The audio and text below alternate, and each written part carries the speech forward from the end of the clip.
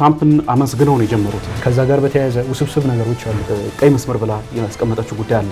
ጥገኛ የሆነችው እነዚህ ሀገራት ላይ ነው በዋናነት። ወደ 4 የሚደርሱ ግዛቶች አሉ። ቱርክ በነበረው ስብሰባ ላይ ሩሲያ የምታስቀምጣቸው ቅድመ ሁኔታዎች አሉ። ዩክሬንም ደግሞ ይህም ልትቀበል አልቻለም። ጥቃቱን አላቆም የምትልበት የሁለቱ ሀገራት ጦርነት የቱ ጋር ይቆማል የሚለው ወታደሮቿ እንድታሰራጭ አድርጓታል። ቭላዲሚር ፑቲን እንዲሁ በዋዛ አይገኙም። ብዙ ጊዜ ሰዎችም እንደተገደሉ መረጃዎች ወጥተዋል።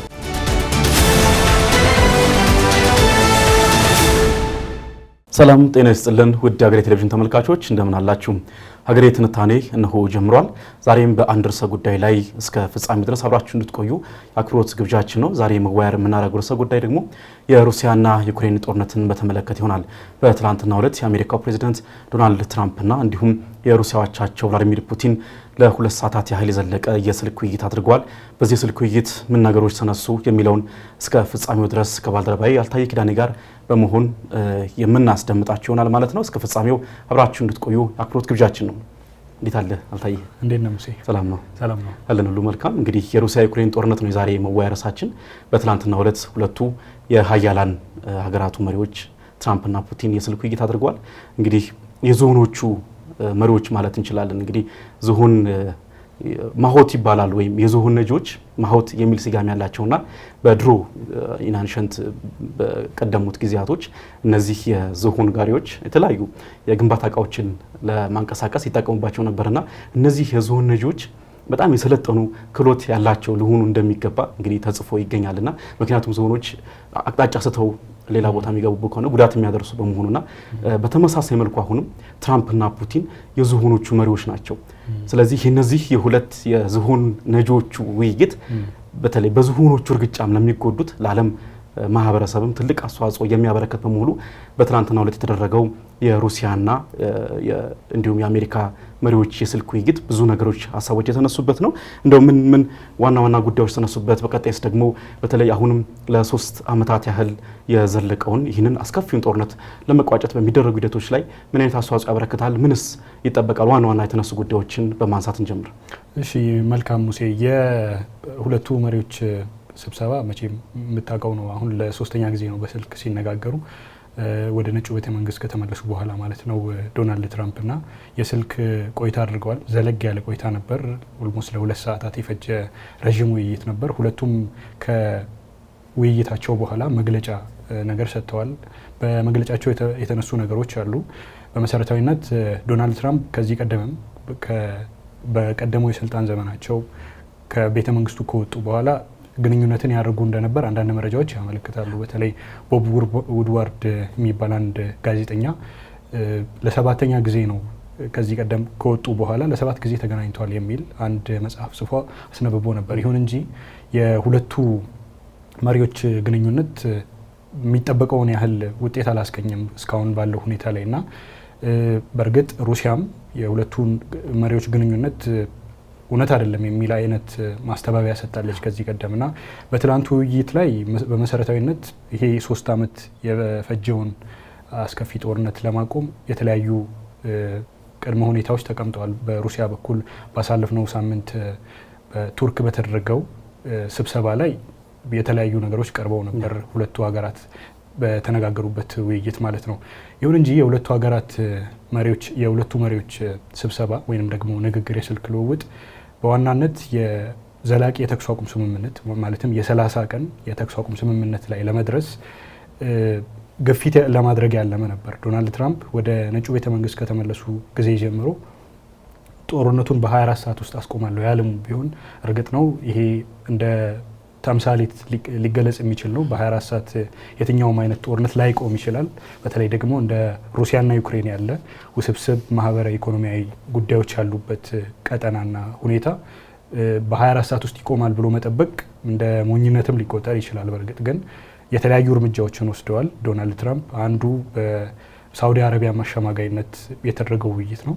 ከዛ በኋላም የተነሱ ነገሮች አሉ። በተለይ የሚቀመጡት ቅድመ ሁኔታዎች ላይ ነው አሁን በአዳጋች ያደረገው የተኩስ አቁም ስምምነቱን ማለት ከዚህ ቀደም ሁለቱ ሀገራት በጥቁር ባህር ላይ የሚያደርጉትን ጦርነት ለማቆም ከስምምነት ላይ እንደደረሱ እናስታውሳለን። ከዛ ባለፈ ደግሞ በኃይል መሰረተ ልማት ላይ የሚደረገውን ጥቃት ላለመፈጸም ከስምምነት ላይ ደርሰው ነበር። ግን ቀጥሏል። ያው ጦርነቱ ቀጥሏል። ንጹሃን ዜጎችም እየሞቱ ነው። ነገር ግን በሁለቱ ሀገራት የመሪዎች ስብሰባ ሩሲያ ከዩክሬን ጋር የምታደርገውን ጦርነት ለማቆም ቁርጠኛ ነች፣ በቀጣዩ ጊዜያት ንግግር ይደረጋል የሚል ሀሳብ ነው የተሰጠው በሁለቱ መሪዎች ውይይት ማለት ነው፣ የስልክ ውይይት ላይ።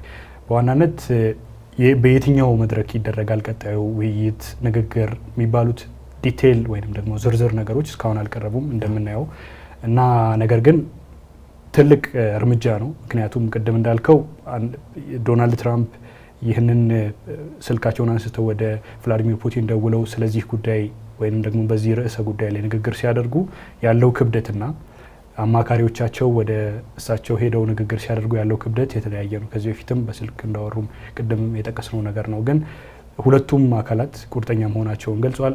ቭላዲሚር ፑቲንም ከውይይቱ በኋላ በሰጡት አስተያየት የተኩስ አቁም ለማድረግ ዝግጁ መሆናቸውን የሚያሳብቅ አይነት አስተያየት ሰጥተዋል። የትራምፕ ሮልም ደግሞ የሚያደንቁት የሚደግፉት አይነት እንደሆነ ገልጸዋል። በዋናነት ግን ጦርነቱን ለማቆም ቀጣይ ድርድሮች ይደረጋሉ የሚል አቅጣጫ የማስቀመጥ አይነት ውይይት የነበረው አይነት መልክ ነው።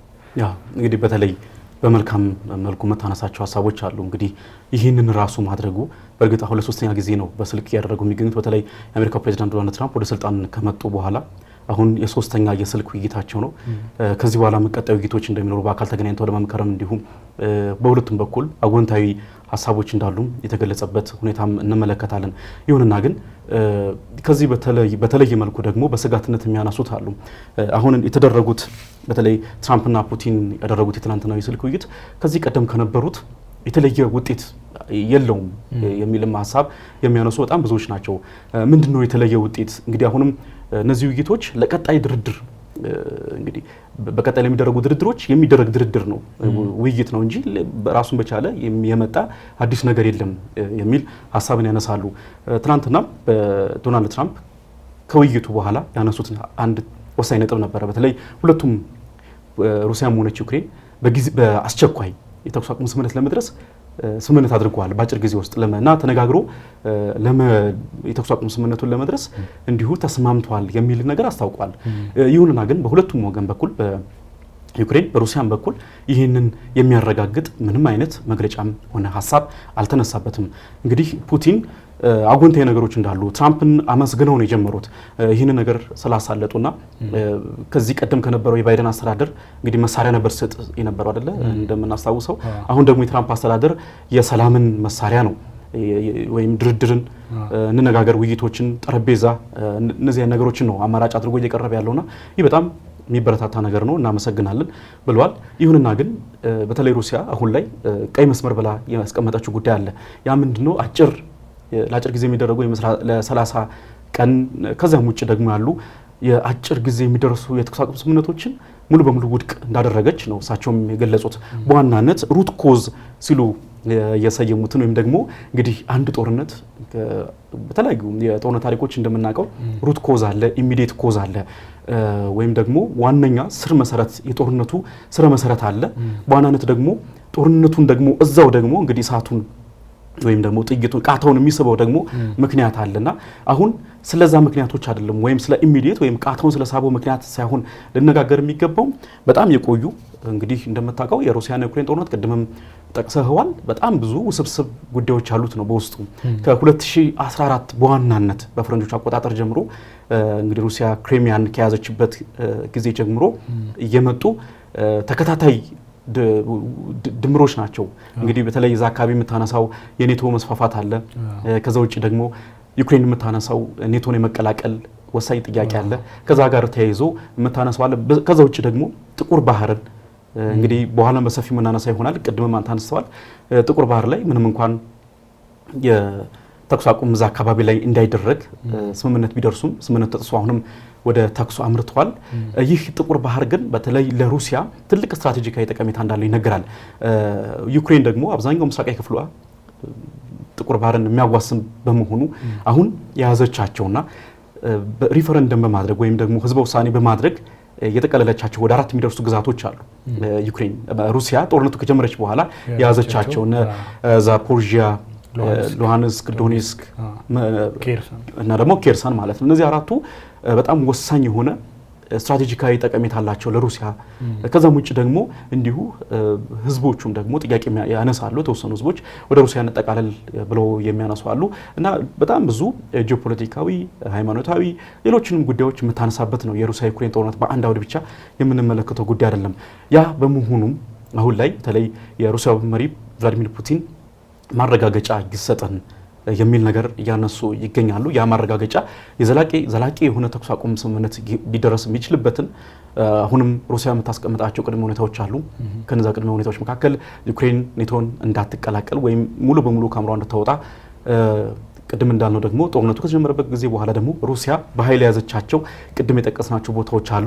እነዛን አሁንም ወደ 20 በመቶ የሚሆኑ በተለይ በምስራቅ ዩክሬን በኩል ስፍራዎችን ሩሲያ ተቆጣጥራ እንደምትገኝ መረጃዎች ያሳያሉ።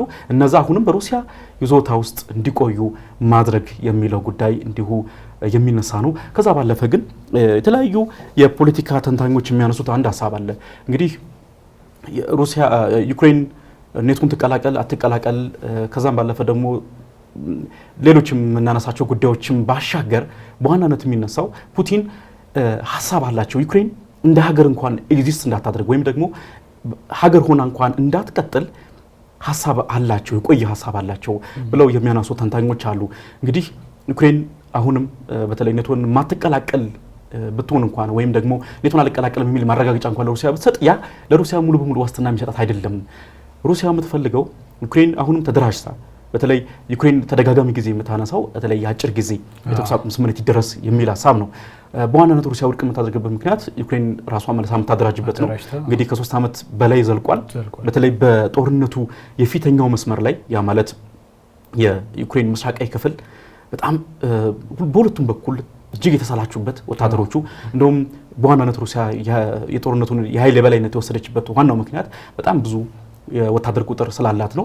የሚሞቱትንም ቶሎ ተተካለች። እንግዲህ በተለያየ ጊዜ በትንታኔዎቻችን ሽፋን የሰጠነው ጉዳይ ነው። ምልመላ ታደርጋለች። ወዲያው ደግሞ ወደዚህ የጦርነት ቀጠና ታመጣና ታሰፍራቸዋለች፣ ወደ ጦርነቱ እንዲቀላቀል ታደርጋቸዋለች። በዛ ምክንያት እንደው ያን ያህል ብልጫ አልተወሰደባትም። ነገር ግን በሁለቱም በኩል እጅግ መሰላቸት እንዳለ ደግሞ ትመለከታለህ። በተለይ ይቺ የ30 ቀን ከዚህ ቀደም እንግዲህ ከወራት በፊት የዩክሬን ፕሬዚደንት ቮሎዲሚር ዜሌንስኪ ስምምነት ደርሰው ነበር ከትራምፕ ጋር የ30 ቀን የተኩስ አቁም ስምምነት ለማድረግ። ይሄ በተለይ ለዩክሬን ነው የበለጠ ጠቀሜታ ሊሰጥ የሚችለው እንጂ ለሩሲያ ጠቀሜታ የለውም ብለው የሚያነሱ አሉ። እንዲሁም በሩሲያ በኩል እየተነሳ የሚገኙ ሀሳብ ይሄኛው ነው። ዩክሬን ወታደሮች ራሳቸው መልሰው ያደራጃሉ። መልሰው ካደራጁ ደግሞ የመልሶ ማጥቃት ጥቃትና መፈጸም እንደገናም ደግሞ ሩሲያ ከያዘቻቸው ቦታዎች የሩሲያን ጦር ለማስወጣትም እንዲሁ ብርታት ሊሆናቸው ስለሚችል ይህንን ጉዳይ ይፈልጉታል። ከዛም ባለፈ አሁን ላይ በተለይ የጦርነቱ የፊተኛው መስመር ላይ ያን ያህል እድገት እየታየበት አይገኝም። እንግዲህ በተለይ ላለፉት 2 ዓመታት ያክል በጣም በተወሰነ ኪሎ ሜትር ነው ሩሲያ እየገፋች የምትገኘው። በተለይ ደግሞ በቅርብ ሳምንታት ውስጥ ነው ትንሽ መሻሻል የሚታይበት እንጂ እንግዲህ ላለፉት 2 ዓመታት ያክል መቀዛቀዝ የታየበት ሁኔታን ትመለከታለህ። በዋናነት ለዛ የሚነሳ ምክንያት ደግሞ ዩክሬን የወታደር ብልጫም ስለሌላት እናም ደግሞ በዛ የሩሲያ ጦር እንዲያፈገፍግ አድርጋ መልሶ ማጥቃት የምትፈጽምባት ሁኔታ ወይም ምቹ መደላድል የላትም በዛ አካባቢ። ምክንያቱም አንደኛ በጣም ሜዳ ነው። አሁንም በድሮን ነው እየተከላከለች የምትገኘው። በተለይ የዶኔስክ የሚባለው አካባቢ እና ሉሃንስክም ሜዳ ነው። አብዛኛውን የዶኔስክን ሩሲያ ተቆጣጥራ ትገኛለች። ከዛ ደግሞ እንዳልኩ በጣም ሰፊ ሜዳም ነው።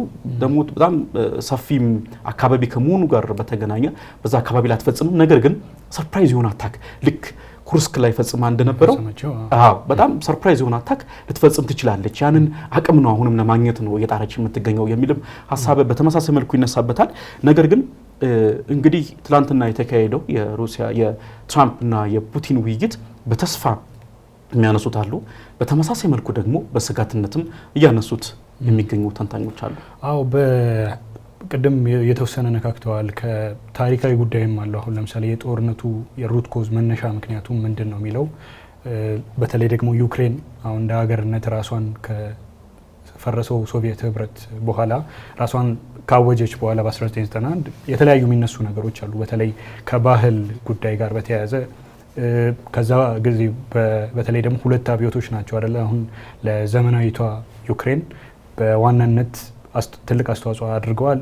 ስሪቷን የሰሩት ሁለቱ አብዮቶች ናቸው ይባላል። የዩሮማይደን አብዮት ነው አንደኛው ከ2010 በኋላ የተደረገው። ከዛ ፖሮሼንኮን ከስልጣን እንዲወገዱ ያደረገው። ግን እዚህ ውስጥ ብዙ መነሳት የሚችል አለ። የኦሬንጅ አብዮትም ከዛ በፊት 2004 ላይ የነበረው ሁኔታ ይታወሳል። እና እዚህ ውስጥ ብዙ የሚነሱ ነገሮች አሉ ካልቸራሊ። ከዛ ውጭ ደግሞ ታሪካዊ ሂስቶሪካል የሆነ ነገር አለው። በተለይ ከ1991 በኋላ ከሶቪየት ህብረት መፈራረስ በኋላ ማለት ነው ራሷን እንደ ሀገርነት ካወጀች በኋላ ዩክሬን ብዙዎቹ ወደ ምዕራባውያን ሀገራት ነው ወይስ ደግሞ ወደ ሩሲያ እንቀላቀል የሚል ክፍፍል አለ እና ብዙዎቹ ከዛ በኋላም ሲደረጉ የነበሩት ምርጫዎች በዋናነት ፎከሳቸው ወይንም ደግሞ ማጠንጠኛቸው በዚህ አስተሳሰብ ላይ ነው። አንደኛ የተወሰኑት መሪዎች ወይም የሚመጡት መሪዎች ወደ ዩክሬን ወደ ሩሲያ አጋድለው ይመጣሉ።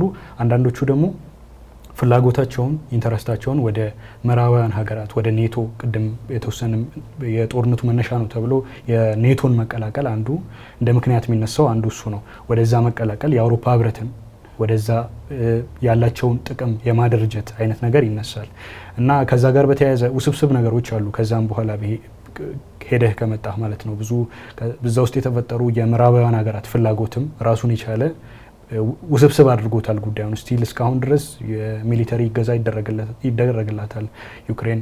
አንዱ ሩሲያ ማትፈልገውና ልትቀበለው ያልቻለችው ነገር አንዱ ከምዕራባውያን ሀገራት ዩክሬን የሚለገሳት ወታደራዊ እርዳታ ነው። እንደውም ዶናልድ ትራምፕ ወደ የተኩስ አቁም ስምምነት አላደርግም ባለች ጊዜ ዩክሬን የምትሰጣትን እርዳታ ወታደራዊ እርዳታና የስለላ መረጃ ባቆመች ጊዜ እንዴት በጣም በፍጥነት መልሳ ወደ ተኩስ አቁም ስምምነት ለማድረግ ከስምምነት ላይ እንደመጣች ከዛ ውጪ የማዕድን ስምምነት ሁላ ለመፈራረም እንዴት እንደቻለች የሚያሳይ ነው። ብዙ ነገሩን ጥገኛ የሆነችው እነዚህ ሀገራት ላይ ነው በዋናነት እንደምናውቀውና ይህ ንግግር በዋናነት ጥሩ ነገሮችን ይዞ ይመጣል ተብሎ ይታሰብ ነበር። አሁን ግን በተጨባጭ የሚታይ ነገር የለም። አሁን ሶስተኛ ጊዜ ነው እየተነጋገሩ የሚገኙት። ስቲል አሁን ስቱዲዮ እስከገባንበት ሰዓት ድረስ ሩሲያ ጥቃት ፈጽማለች ዩክሬን ላይ። የጦርነቱ ማብቂያ የት ነው የሚለው ጉዳይ አንደኛው ሩሲያ የምታስቀምጣቸው መስፈርቶች አንዱ እንደ ሳንካ ሆኖ ታይቷል። ለምሳሌ ቅድም የጠቀስናቸው መሰረታዊ የሚባሉ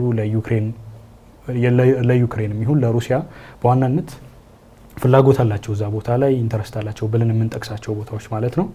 እሱ ቦታ እሱን ለቀው እንዲወጡ ነው። አሁን ለምሳሌ ባለፈው በቱርክ በነበረው ስብሰባ ላይ አንዱ በከፊል ከያዘው ወታደሮቿ የዩክሬን ወታደሮች ከያዟቸው ከነዚህ ቦታዎች ለቀው እንዲወጡ የሚል ጥያቄ ነው ያቀረበችው ሩሲያ ማለት ነው። ዩክሬንም ደግሞ ይህን ልትቀበል አልቻለችም። አሁን ከትላንቱ ውይይት በኋላም ቮሎዲሚር ዜሌንስኪ ቭላዲሚር ፑቲን ጊዜ እየገዙ ነው የሚል አስተያየትን በማህበራዊ ትስስር ገጻቸው ላይ ገልጸዋል። እና አሁን ብዙ ማዕቀቦችም እየመጡ ነው። በእርግጥ ሩሲያ ባለፉት ዓመታት ከምዕራባውያን ሀገራት በርካታ ማዕቀቦችን ተጥለውባታል። እንደምናስታውሰው ወደ ውጭ በምትልካቸው ምርቶች ላይ በርካታ ማዕቀቦችን እንደጣሉባት እናስታውሳለን በዋናነት እና አሁንም ሌሎች ዩናይትድ ኪንግደምን የመሳሰሉ የአውሮፓ ህብረትም አዲስ ማዕቀቦችን ሩሲያ ላይ አሁን መጣላቸውን ሰምተናል ከስቱዲዮ ከመግባታችን በፊትና በዋናነት የሁለቱ ሀገራት ጦርነት የቱ ጋር ይቆማል የሚለው አሁንም ድረስ በግልጽ ያልታወቀ ጉዳይ ሆኗል። ሩሲያ ያስቀመጣቻቸው መስፈርቶች በግልጽ የሁለቱን ሀገራት ልዩነት በሰፊው እያሳየ ይገኛል። አንዳንድ ተንታኞችም ምናልባት ቭላዲሚር ፑቲን የያዙት አቋምና እያስቀመጡ ያሉት ምንድነው መስፈርት ቅድመ ሁኔታ ለተኩስ አቁሙ ስምምነት ዘላቂ ለመሆን እንቅፋት ሆኗል ተብሎ በግልጽ እየታየ ነው የሚገኘው። እንደውም አትላንቲክ ላይ የሚጽፍ አንድ ቶም ኒኮልስ የሚባል በተለይ በአሜሪካ የጦር ኃይል ኮሌጅ ውስጥ ለ5 ዓመታት በብሔራዊ ደህንነት ጉዳዮች ላይ ሲያስተምር የቆየ የፖለቲካ ተንታኝም እንዲሁም መምህር ነው። እሱ በተለይ ትላንትና ከሁለቱ የማሆቶች ወይም ደግሞ የዝሆን ነጂዎች የስልክ ውይይት በኋላ በተለይም ደግሞ በዋናነት የፑቲን ንግግር እያበጠረ አንድ ባንድ አናሊሲስ ሲሰጥበት ነበረ። በተለይ ትናንትና እንግዲህ ፑቲን አወንታዊ ነገሮች እንደነበሩ ከዛ ውጭ ደግሞ ዊል ፕሮፖዝ እኛንን የምናቀርበው ከዚህ በኋላ እኛ እናቀርባለን። እንግዲህ ከዚህ ቀደም በተለያዩ አሸማጋዮች አማካኝነት የተለያዩ የቀረቡ የተኩስ አቁም ስምምነቶች ነበሩ። ቅድም እንዳነሳው በኃይል መሰረተ ልማት እንዳይጠቃ በጥቁር ባህር የሚተላለፉ የንግድ መርከቦች ላይ በዋናነት ምክንያቱም ኢኮኖሚያዊ ተጽዕኖ በጣም የጎላ ስለሆነ ብላክ ሲ እንግዲህ እንደምናውቀው በዛ አካባቢ በኦዴሳ ፖርት አማካኝነት ዩክሬን አብዛኛው የምትልካቸው የግብርና ውጤቶች ወደ አውሮፓም ከዛም በኋላ ደግሞ ወደ አፍሪካ ኢቭን ጨምሮ የሚሄዱት በዛ አካባቢ በዛ ባህር ላይ የሚተላለፉ ናቸው። ምክንያት በጥቁር ባህር ላይ የሚደረጉ ስምምነቶች የሚፈጸሙ ጥቃቶች ይቁሙ የሚሉትንና ሌሎችም ስምምነቶች የመጡት አብዛኛው ከፍሮም አውትሳይድ አብዛኞቹ ከአሸማጋዮች የመጡ ናቸው። ምንም እንኳን ሁለቱም የሚያዋጡት ነገር ቢኖርም ነገር ግን አሁን በሩሲያ በኩል እየቀረበ ወይም ፑቲን ትላንትና ያነሱት እኛንን የምናቀርበው ቅድመ ሁኔታውን ወይም ደግሞ የተኩስ አቁም ስምምነት እቅዱን ብለዋል። ይህንን እንግዲህ ይህ ኒኮልስ የተባለው ተንታኝ የሚያነሱ ሀሳብ ምንድነው? በዚህ የፑቲን ንግግር የምንመለከተው አንተም እንዳነሳው በጣም ጠንካራ የሆነ ቅድመ ሁኔታ እንደሚያመጡ ነው። ምክንያቱም ከዚህ በፊትም ብለናል ይህን ጉዳይ ተደጋጋሚ ስምምነቶች ይደረሳሉ፣ ይጣሳሉ። አሁንም ሩሲያ የምትጠቀምባቸው ይህን ንግግሮች ለጊዜ መግዣነት ነው የሚል ሀሳብ ይነሳባቸዋል። እነዚህ ጠንካራ ብለን የምናነሳቸው ቅድመ ሁኔታዎች በሩሲያ በኩል ይሄ ካልተሟላልኝ አሁንም በምንም አይነት ሁኔታ ጥቃቱን አላቆም የምትልበት ነው። በተለይ አንተም አነስተዋል። አሁን ላይ እንግዲህ ምንም እንኳን በተለያዩ አቅጣጫዎች በአሜሪካን በኩል ቅድም በኢስታንቡል ቱርክ ብለናል፣ ቱርክ ላይ የተካሄዱ ያሉ ውይይቶች አሉ። የአሜሪካ ዴሊጌትስ ወይም ተወካዮች ዩክሬንና እንዲሁም ሩሲያ እየሄዱ እየመከሩበት ያለው ሁኔታ አለ። እነዚህ ሁሉ የሰላም ስምምነቶች ወይም የሰላም ውይይቶች በቀጠሉበት ሁኔታ አሁንም ግን የሩሲያና ዩክሬን ጦርነት አልቆመም። እንደውም በሳለፍነው ቅዳሜና እሁድ በጣም ከፍተኛ የሆነ የድሮን ጥቃት በጦርነቱ ታሪክ ባልታየ ወይም ታይቶ በማይታወቅ ሁኔታ ከፍተኛ የሆነ በ200ዎች የሚቆጠሩ ድሮኖችን 273 ገደማ ድሮኖችን ሩሲያ በኪየቭ ወይም በዩክሬን መዲና ላይ ፈጽማ በጣም ከፍተኛ የሆነ ጥቃት ፈጽማለች። በአስራዎች የሚቆጠሩ ሰዎችም እንደተገደሉ መረጃዎች ወጥተዋል። አሁንም ጦርነቱ ተፋፍሞ ቀጥሏል። በተለይ በካርኪቭ በኩል ደግሞ ቅድም ስናነሳ የነበረው በምስራቃዊ ዩክሬን በኩል የተፈጸሙ ያሉ ጥቃቶች አሉ። ወይም ይሄ የጦርነቱ ዋነኛው የፊተኛው መስመር ብለን የምንጠቅሰው አለ። ከሱ ባሻገር ደግሞ ኩርስክ እናነሳለን። በኩርስክ ወይም ደግሞ ሩሲያና ዩክሬን የሚዋሰኑበት ደግሞ ሌላ ግዛት አለ። ያ እንግዲህ ከዚህ ቀደም ከወራት በፊት ዩክሬን ያልታሰበ ጥቃት ሩሲያ ላይ ፈጽማ ያን አካባቢ ተቆጣጥራ ይዛ ነበረ። ወደ 1250 ገደማ ስኩዌር ኪሎ ሜትር የሚሆን መሬትን ተቆጣጥራ ይዛ ነበረ። ነገር ግን በቅርብ ሳምንታት በተደረጉ የሩሲያ የመልሶ ማጥቃት ደግሞ ወደ 50 በመቶ የሚሆኑ የኩርስክ አካባቢ መልሳ እንደያዘች ሩሲያ ታስታውቃለች። በተለየ መልኩ ደግሞ እስካሁን ምናልባት ባልሰማናቸው መልኩ ደግሞ አዲስ ጥቃት ሩሲያ በካርኪቭ ግዛት በኩል ከዶኔስክ ከፍ ብላ የምትገኝ ግዛት ነች። በኩርስክና በዶኔስክ መካከል ላይ የምትገኝ ግዛት ነች ካርኪቭ። በዛ ደግሞ እንዲሁ ሩሲያ አዲስ ጥቃት መፈጸመ። ምክንያቱም አሁን በተለይ ቅድም እንዳነሳ ነው ላለፉት 2 ዓመታት የጦርነቱ የፊተኛው መስመር ላይ ያን ያህል ለውጥ አይመጣም። አሁንም ተንታኞችም የተለያዩ ወታደራዊ አናሊስቶችም ያነሱ የሚገኙት በዚህ የፊተኛው መስመር ላይ አጠብቁ፣ አዲስ ነገር አጠብቁ የሚል ነገር ነው ያነሳሉ። ለነገር ወታደሮቹ በጣም ተዳክሟል።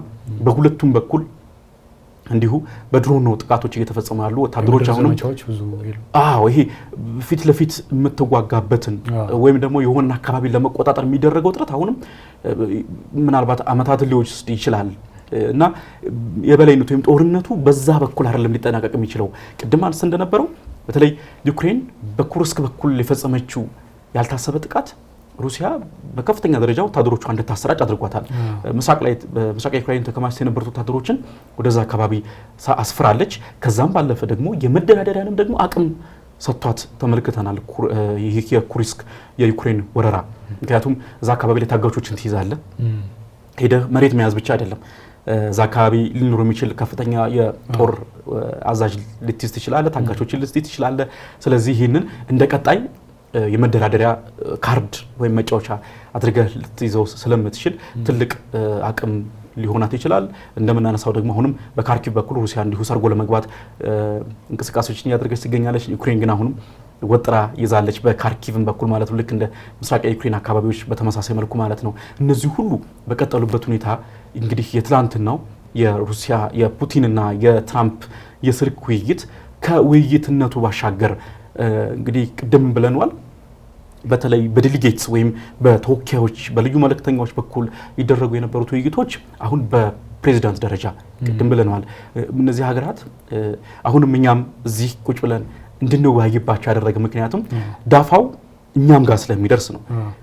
በተለያዩ መንገድ በፖለቲካዊ በለው በኢኮኖሚያዊ በለው በተለያዩ ጉዳዮች እያንዳንዱን ሀገራትን የሚነካ በመሆኑ የነዚህ የሁለቱ ግዙፍ ሀያላን ሀገራት መሪዎች ውይይት በተስፋ የሚታይበት ሁኔታ አለ። ነገር ግን አሁንም ደግሞ በዩክሬንና በሩሲያ በኩል የተቀመጡ ያሉ እጅግ ጠንካራ የሆኑ ቅድመ ሁኔታዎች እንደው በስጋትነት እየታዩ ያሉ እንደው ጦርነቱን ይቋጫል ተብለው እንደው ያን ያህል ብዙ መታወድሳቸው ስላለመሆናቸውም የሚጠቅሱ ብዙዎች ናቸው።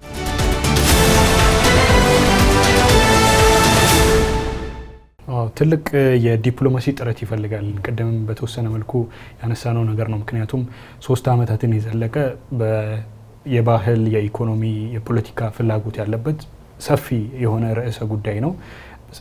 በዚህ አይነት ውስብስብ በሆነ የጦርነት ሁኔታ ውስጥ በአጭር ጊዜ ውስጥ የተኩስ አቁም ስምምነት እንዲደረግና በዛም ደግሞ ባሻገር ዘላቂ የሆነ የተኩስ አቁም ስምምነት እንዲደረግ ለማድረግ በጣም አስቸጋሪ ነው።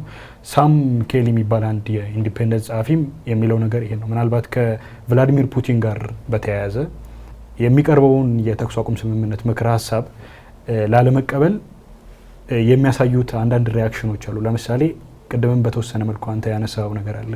የተኩስ አቁም ስምምነት ምክረ ሀሳቡን የምናቀርበው እኛ ነን፣ መስፈርቱን ማለት ነው። እና ይህ የሚሆን ከሆነ ደግሞ ለድርድር ፈቃደኛ ነኝ እያልክ ከሆነ የምታቀርበውን ደግሞ ክራይቴሪያ ወይም ደግሞ መስፈርት አንተው ራስህ የምታስቀምጥ ከሆነ የሚወሰነው በተቃራኒው ፍላጎትና ሁኔታ ላይ ነው ማለት ነው። እና ይህ ደግሞ የአንድ ወገን ፍላጎትን መሰረት ያደረገ ስለሆነ የተኩስ አቁም ስምምነት ለማድረግ አዳጋች ያደርገዋል።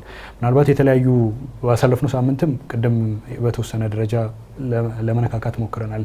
የአሜሪካው ፕሬዚዳንት ዶናልድ ትራምፕ በገልፍ ሀገራት ላይ ውይይት ላይ ነበሩ፣ ጉብኝት ላይ ነበሩ እና በዛ ውይይት ላይ ምናልባት አዲሱ ፕሬዚዳንት ፑቲን በቱርኩ ስብሰባ ላይ የሚገኙ ከሆነ እሳቸውም ወደዛ አቅንተው ፊት ለፊት ለመነጋገር ነበር የነበረው እቅድ። ነገር ግን ያው ቭላዲሚር ፑቲን እንዲሁ በዋዛ አይገኙም። ብዙ ጊዜ አንዱ ያላቸው ሳይኮሎጂካል እንትንም ያ ነው እና ወደዛ ማቅናት አልቻሉም። ዶናልድ ትራምፕም በዚህ ጉዳይ ላይ በተደጋጋሚ ከዚህ ቀደም መናደዳቸውን በፑቲን ምላሽ መናደዳቸውን ሲገልጹ እናስታውሳለን። በተለይ የተኩስ አቁም ስምምነት ምክር ሀሳቡ ላይ ቅቡል ሊቀበሉት አልቻሉም ብለው ቭላዲሚር ፑቲንን ሲተቹ ነበር እና አሁን ትላንትም አንዳንድ ጋዜጠኞች ሲጠይቋቸው ነበር መናደድህን ገልጸህ ነበር እንዴ ምናምን የሚሉ አስተያየቶች ነበር እና ያንን እንዳላነሱና ጥሩ ንግግር እንዳደረጉ ነው የገለጹት። ነገር ግን አሁን በሚታየው ሁኔታ አሁን ለምሳሌ ዛሬ ማዕቀብ ተጥሏል ሩሲያ ላይ። በእርግጥ ባለፉት ዓመታት ቀደም እንዳልነው በርካታ ማዕቀቦችን አስተናግዳለች ሩሲያ። ዛሬም እንዲሁ ባለፉት ጊዜያት ዛሬን ጨምሮ ከ15000 በላይ ማዕቀብ እንግዲህ በተለያዩ በስፖርቱም ዓለም በፖለቲካዊ ጉዳዮች በኢኮኖሚያዊ ጉዳዮች በጣም በብዙ ጉዳዮች ላይ በ15000 የሚቆጠሩ ማዕቀቦችን ጥለዋል። ትራምፕ እንግዲህ ይህንን ማዕቀብም ነው አሁን መጠቀም የሚፈልጉት። ከዚህ በኋላ ምናልባት እጄን አነሳለሁ ብለዋል ትራምፕ። ትናንትና ውይይቱ በኋላ ጋዜጣዊ መግለጫ ሰጥተው ነበረ። ልክ እንደ ፑቲን እሳቸው የሚያነሱት ሀሳብ ይህንን ነው። ቀይ መስመር አለን። ምናልባት አሜሪካ ይህ የተኩስ አቁም ስምምነት ወይም ይህ ውይይት እንዴት ነው ተስፋ ከሌለው የአሜሪካ ዕጣ ፈንታ ምንድን ነው የሚሆነው? አሜሪካ ትወጣለች ወይ የሚል ከጋዜጠኞች የቀረበላቸው አንድ ጥያቄ ነበርና ለእሱ የሰጡት ምላሽም አሜሪካ በትክክል ልጇን ታነሳለች። በተለይ የኛ ጦርነት አይደለም፣ ይሄ የአውሮፓውያን ጦርነት ነው፣ እኛ የገባንበት ነገር አይደለም ብለዋል። ይህ ትንሽ የሚያወዛግብ ነው።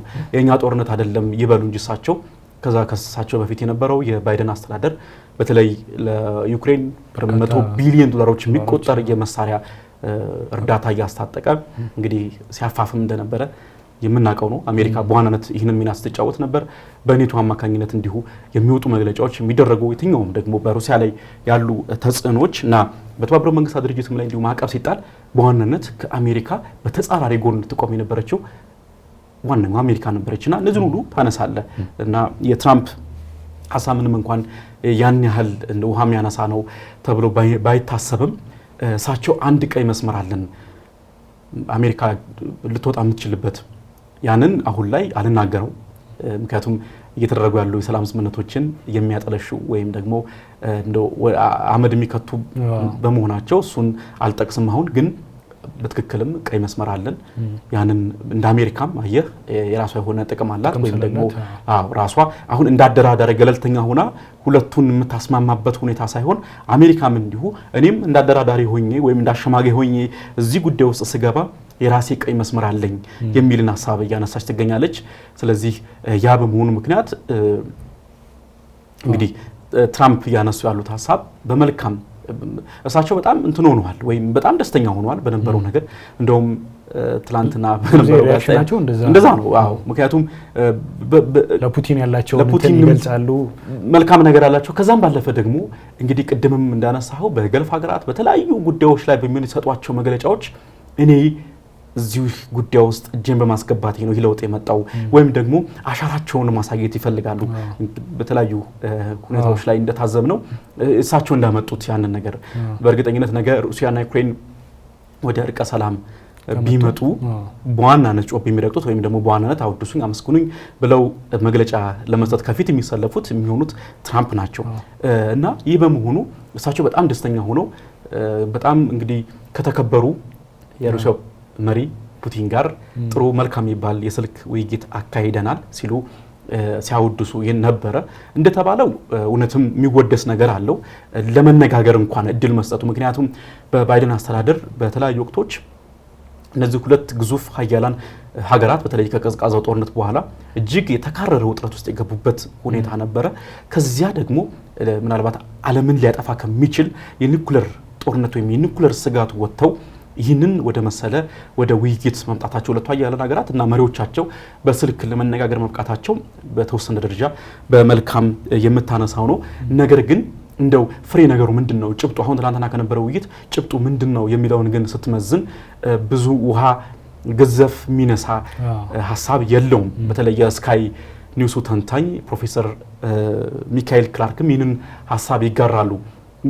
ያን ያለ የተለየ ነገር አጠብቆ ቅድም ስለው እንደነበረው ለቀጣይ ድርድሮች የሚደረግ ድርድር ነው ወይም ውይይት ነው እንጂ ራሱን የቻለ እንደው ዝም ጨምቀም ፍሬ ነገር መታወጣለት ጉዳይ አይደለም።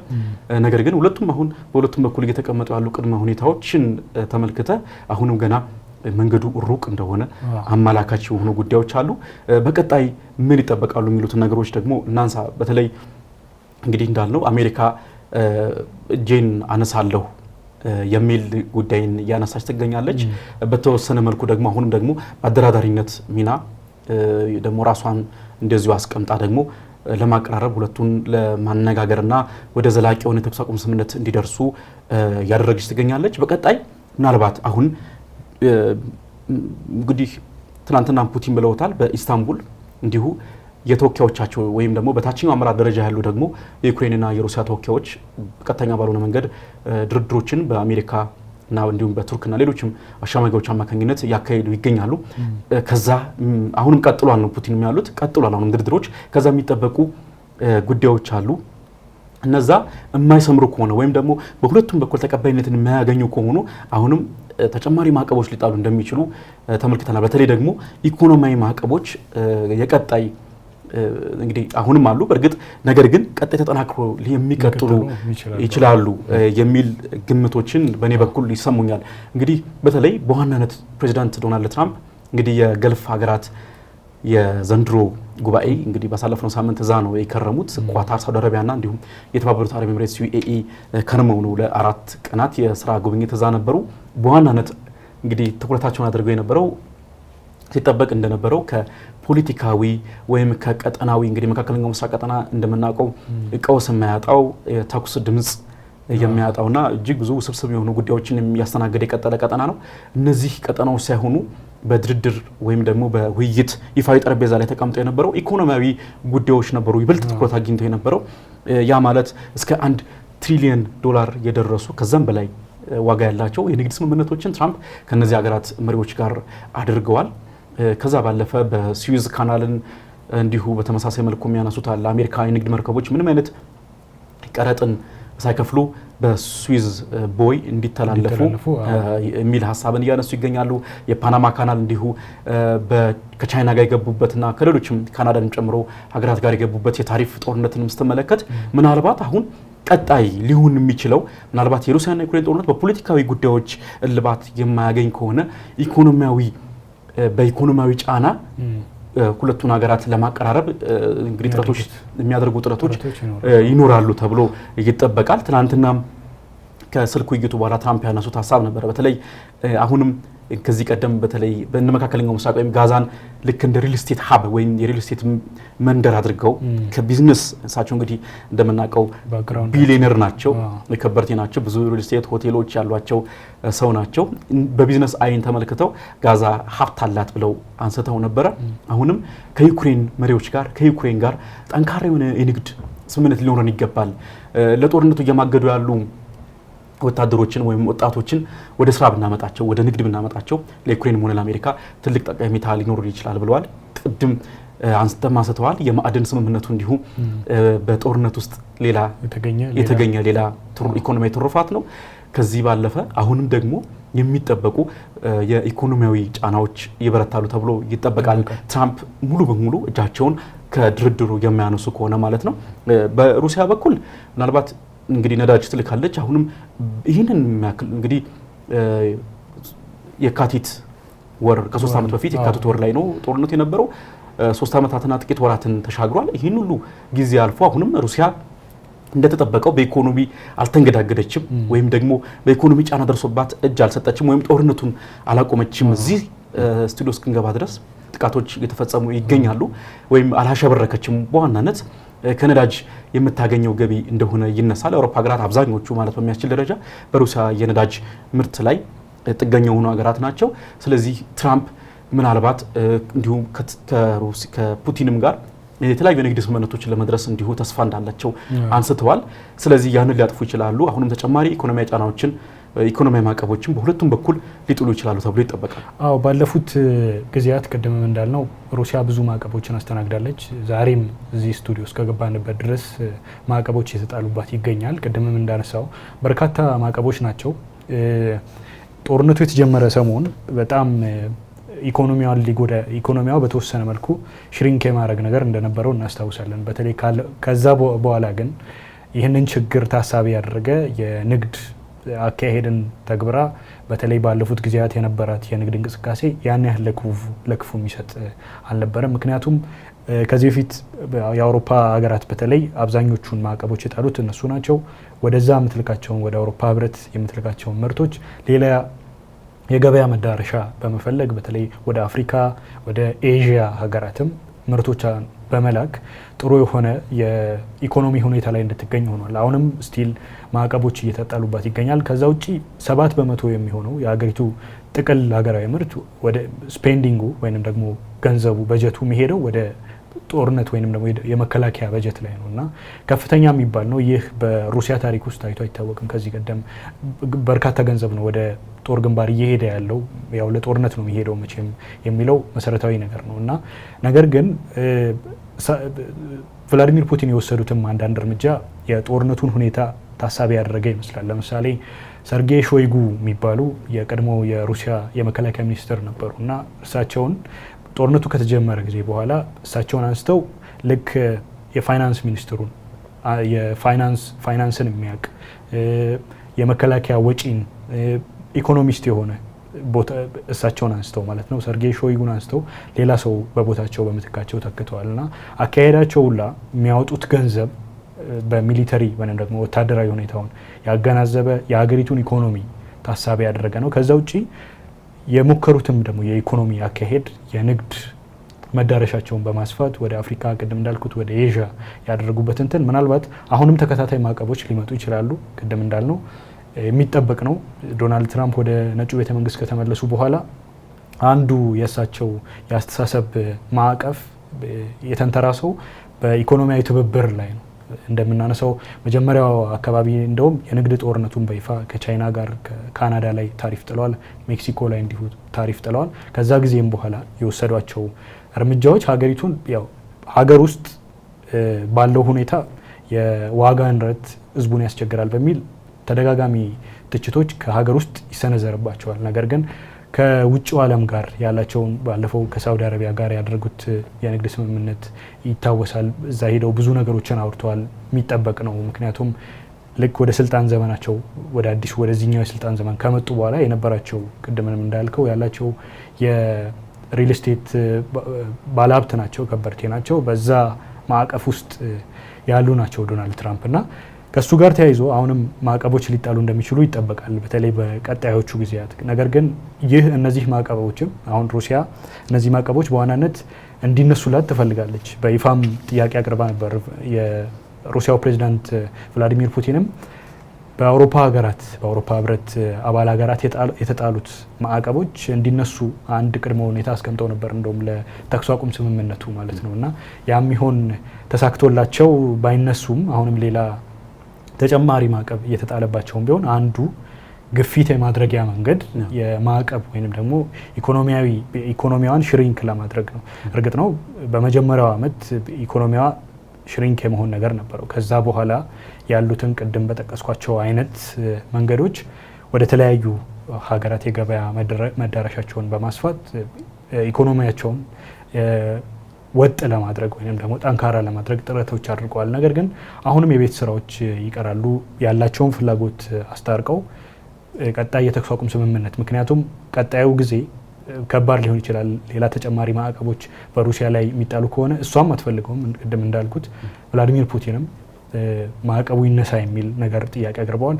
በተኩስ አቁም ስምምነቱ ላይ አንዱ ሊሰመርበትና እስካሁን ሊደረስ ያልተቻለው ነገር ቀነ ገደብ ነው። እስካሁን ድረስ ሁለቱ ሀገራት ይፋዊ የሆነ ቀነ ገደብ የተኩስ አቁም ስምምነት አደራዳሪዎቹ ቱርክንም ይሁን አሜሪካም ይሁን እጃቸው አለበት የሚባሉት ሀገራት ቋሚ የሆነ ቀነ ገደብ ሊሰጡ አልቻሉም።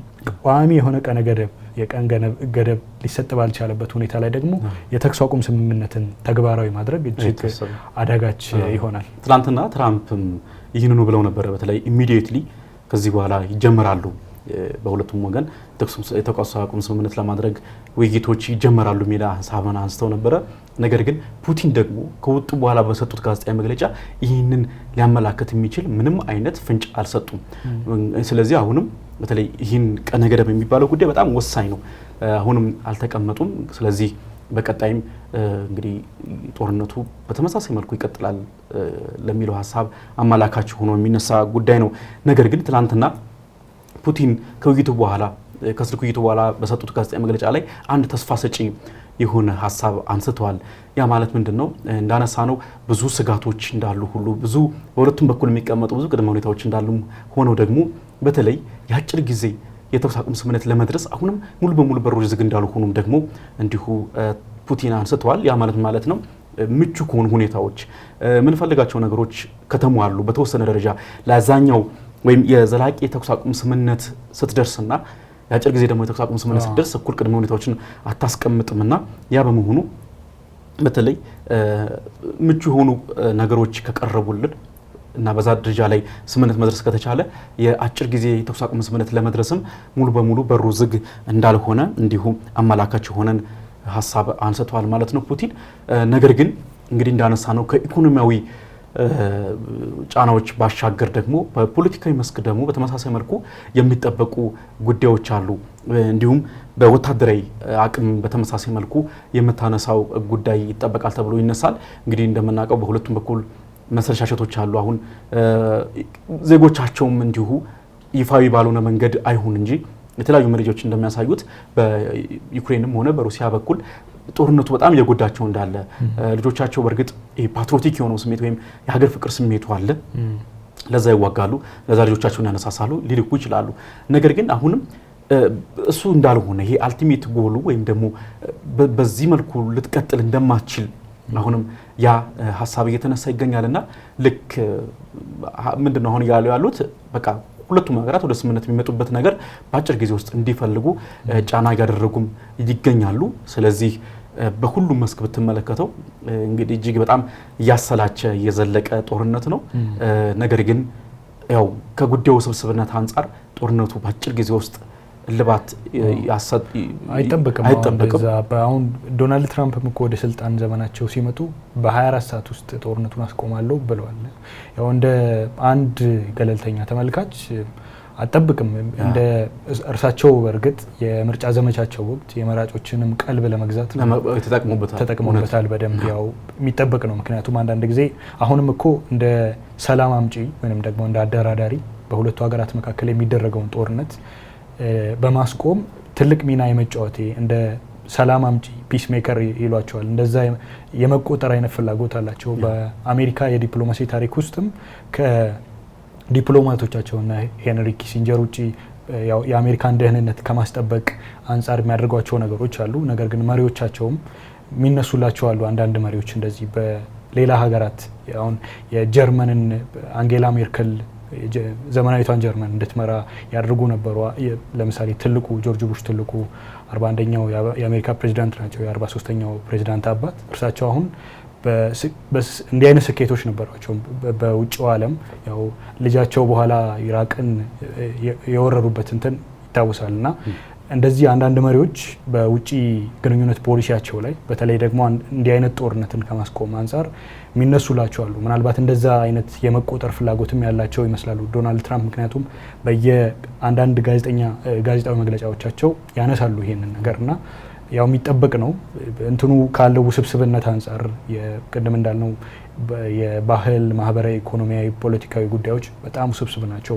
ቅድምም በተወሰነ መልኩ ለመነካካት ሞክረናልና ይህንን ጦርነት በ24 ሰዓት ውስጥ እንዲያቆሙ አይጠበቅም። እጅግ አታካች የሆኑ በዚህ ጦርነት ውስጥ ደግሞ ባለተሰጥኦ ተደራዳሪዎችም ያስፈልጋሉ።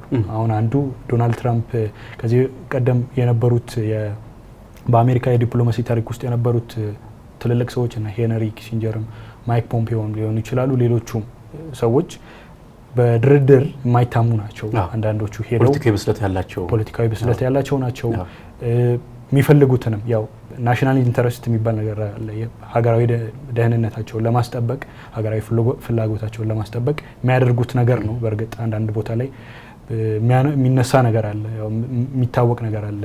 ግን ያላቸው ኳሊቲ የሚታወቅ ነው። ቅድም ግን አሁን ወደዚህ ስትመጣ አሁን ያላቸው ዶናልድ ትራምፕ እንደውም ከዚህ በፊትም ይህ ሀሳብ ተደጋጋሚ ሲነሳ ነበር። በተለይ ትራምፕ እንዳልነው በ24 ሰዓት ውስጥ ቃል እንደገቡት ጦርነቱ ላለመቋጨታቸው ከሚነሱ ዋነኛ ምክንያቶች መካከል አንደኛው የሚጠቀሰው የተደራዳሪ ቡድን አባላቶቻቸው የፖለቲካ ብስለት አለመኖር ተደርጎ ይነሳል እና በተለይ ልዩ መልእክተኛ አድርገው በተለያዩ አካባቢዎች የሚልኳቸው እነዚህ ሰዎች ብዙ ጊዜ የቢዝነስ ባክግራውንድ ልክ እንደሳቸው ሁሉ ከፖለቲካው ይልቅ ቢዝነስ ላይ የሰሩ እዛ ላይ የቆዩ ሆነው ይገኛሉ ባክግራውንዳቸውን ስትመለከት። ነገር ግን በሩሲያ ደግሞ በኩል ስትመለከት የውጭ ጉዳይ ሚኒስትሩን ጨምሮ በጣም እንግዲህ በ10 ዓመታት ከዛም በላይ በፖለቲካ ውስጥ የቆዩ ናቸው። ከ20 ዓመት በላይ ቆይቷል። አሁን የሩሲያ ውጭ ጉዳይ ሚኒስትር ሌሎችም ተደራዳሪ ቡድኖችን ሳነሳ ፖለቲካ ውስጥ በጣም ጥርሳቸውን የነቀሉ ብለህ ልጠቅሳቸው የምትችላቸው ሆነው ታገኛቸዋልና ከዛ አኳያ እንዲሁ ይህም አንድ ሌላው የሚነሳ ጉዳይ ነው። ከዛ ባለፈ ምናልባት በኔቶ እና የኔቶ አባል ሀገራት ላይ ያለውን የሩሲያ ግስጋሴንም ተመልክተ ሌላ ከዚህ ቀደምም ሲጠቀስ ነበር። በተለይ ባሳለፍነው ሳምንት ሩሲያ ለሌላ ጦርነት እየተዘጋጀች እንዳለች የተነሳ አንድ ሀሳብ ነበር። ያ ወደ ፊንላንድ እና ስዊድን በምትዋሰንበት ድንበር አካባቢ ላይ ከፍተኛ የሆነ የወታደራዊ ዝግጅት እያደረገች እንዳለችና እንዲሁም ወታደሮቿን እያሰፈረች እንደምትገኝ የተለያዩ ሳተላይት መረጃዎችን ዋቢ አድርገው እንዲህ አይነት መረጃዎች ሲወጡ ነበረ። ኬቭም እንደውም ባሊስቲክ ሚሳይል ለመሞከር የምዕራባውያን ሀገራትንም ለመጎንተል የሚል ነገር በነዚህ ባለፉት ጊዜ ቀናት ተናግራ ነበር። ምናልባት ባሊስቲክ ሚሳይልን ለመሞከር ቅድመ ዝግጅትና ሙከራ ለማድረግ እየተዘጋጀች ነው የሚል ነገርንም ማንሳቷ ይታወሳል። ስለዚህ በኔቶም በኩል እንደዚሁ የሚጠበቁ ነገሮች አሉ። ከኢኮኖሚ አንጻር እንደዚሁ ሰፊ ጉዳዮች በቀጣይ ደግሞ ይደረጋሉ ተብለው በሚጠበቁ የድርድር ሂደቶች እንመለከታለን ብለን እንጠብቃለን። የዛሬውን በዚሁ እናጠቃለን። ወደ ተመልካቾቻችን ለዛሬ በሀገሬ ትንታኔ ያዝንላችሁ ርዕሰ ጉዳይ ይህንን ይመስል ነበር። እስከ ፍጻሜው ድረስ አብራችሁን ስለዘለቃችሁ ከልብ እናመሰግናችኋለን። በቀጣይ ሳምንት በሌላ ርዕሰ ጉዳይ እስከምንገናኝ ድረስ መልካም ሳምንት ይሁንላችሁ።